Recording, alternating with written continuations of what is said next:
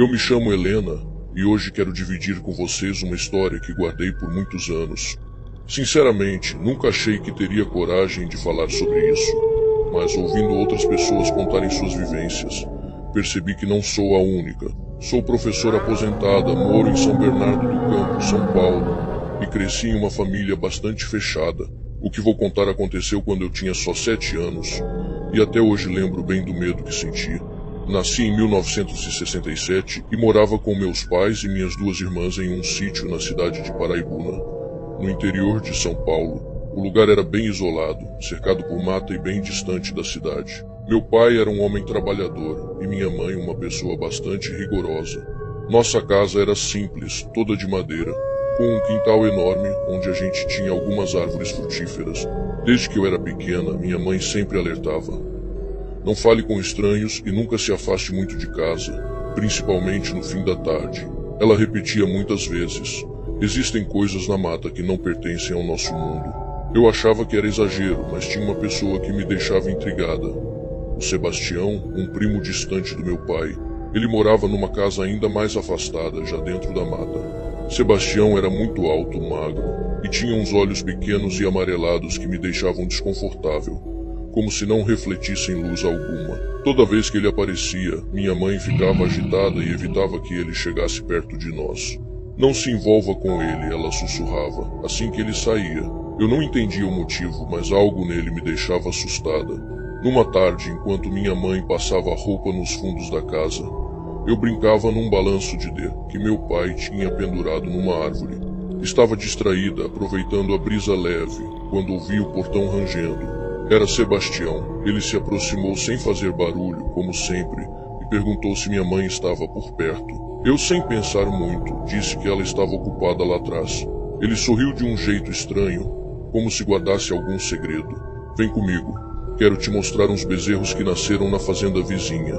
Ele disse. Sua mãe já está sabendo que vou te levar. Fiquei em dúvida. Minha mãe nunca tinha comentado nada, mas Sebastião pegou minha mão com força, sem me dar tempo de pensar. Me puxou pelo portão e começamos a andar por uma trilha de terra que levava à mata. Aos poucos comecei a me sentir desconfortável, o calor do fim da tarde tornando o ar pesado, enquanto as sombras das árvores ficavam mais longas. Olhei para o céu já com tons de vermelho por causa do pôr do sol.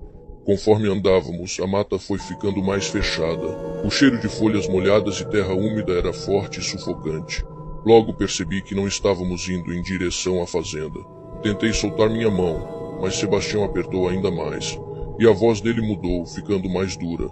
Você vai ver o que eu quero que você veja. Meu coração disparou. Já estávamos bem longe de casa, e a trilha estava ficando cada vez mais estreita e escura. Foi aí que avistei algo à nossa frente.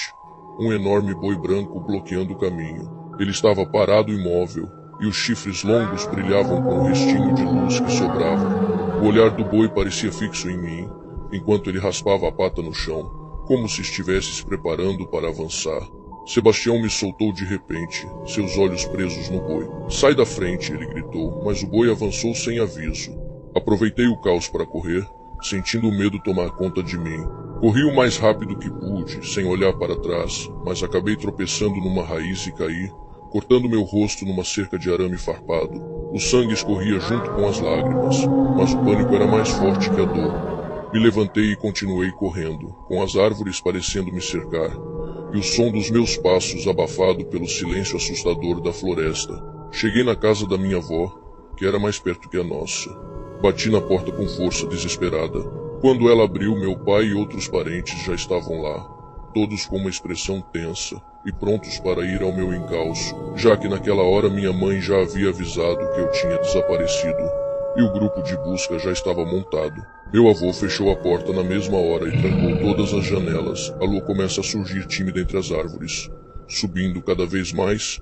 O silêncio que fazia na casa era só quebrado pelo meu choro baixinho, e minha avó cuidando do meu ferimento. Mas do lado de fora começaram alguns ruídos, arranhões na porta, como se algo ou alguém quisesse entrar. O barulho ficou mais forte.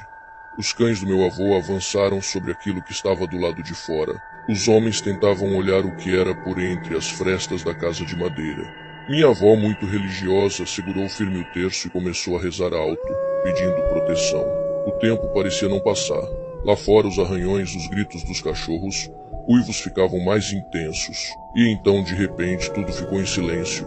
Meu pai e os outros não tinham armas, apenas pedaços de pau e facas. Mas meu avô não permitiu que ninguém saísse da casa até amanhecer. Minha mãe me abraçava forte e me confortava. Quando o sol nasceu, saímos da casa. Havia marcas de garras por todo lado, na porta, nas janelas, e os cães estavam muito feridos e alguns estavam sumidos. Minha mãe estava pálida e meu pai muito abalado. Disse que deveríamos voltar para nossa casa naquele dia. Horas depois, quando finalmente voltamos, encontramos o meu quarto totalmente revirado, com as roupas jogadas pelo chão e um cheiro forte de urina no ar. Algo tinha estado ali. Naquela tarde, meu avô e alguns vizinhos foram até a mata. O que eles encontraram deixou todo mundo em choque. Um dos cachorros estava morto, parcialmente comido. O outro estava sem uma das patas. Meu avô trazia algo enrolado em um pano, mas não deixou que ninguém visse. Meu pai e outros foram atrás de Sebastião, mas sua casa estava vazia, com a porta estourada e janelas quebradas, e muito sangue dentro dela. Fomos à polícia, que fez rondas naquela noite, mas nada foi encontrado. Naquela mesma semana, meu pai me contou o que meu avô tinha escondido naquela noite. Uma orelha negra e peluda, como a de um animal, mas muito maior do que qualquer coisa que ele já tinha visto. Provavelmente tinha sido arrancada na briga, com os cachorros do meu avô, que eram de porte grande. Sebastião desapareceu. Depois soubemos que ele foi visto com a cabeça enfaixada, procurando um médico em outra cidade. Ele foi colocado como foragido pela polícia. Nunca mais ouvimos falar dele. Mesmo com o passar dos anos, às vezes no silêncio da noite, ainda ouço arranhões. Fiquei traumatizada com aquele episódio.